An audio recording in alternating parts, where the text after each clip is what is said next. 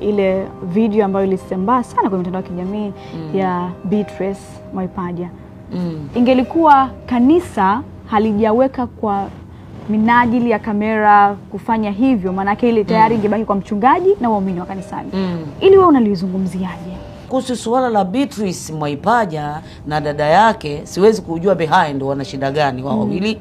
Lakini niseme tu katika Kristo, mimi naongea ukweli. Hii kitu imelibomoa kanisa, sio kawaida. Kweli.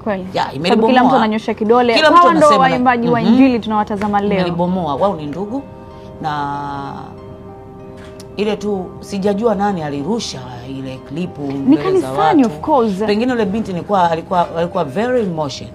Lakini nadhani kulikuwa na watu wenye hekima, labda wangemzuia hapo. Mimi nimeshaenda mara nyingi, watu wanasema hebu shuka hapa njoo. Au kama imetokea kimerekodiwa kipande, wangekata tu. Au waite kama dada na ndugu yake, wawasuluhishe pamoja, wawaambie hiki sio kizuri, kukiwa na makosa. Beatrice aseme makosa ya dada yake, na Martha aseme naye alichoumizwa na ndugu zake, kwa nini nakuwa hivi. Ni ndugu nadhani. Na namuomba Mungu sana.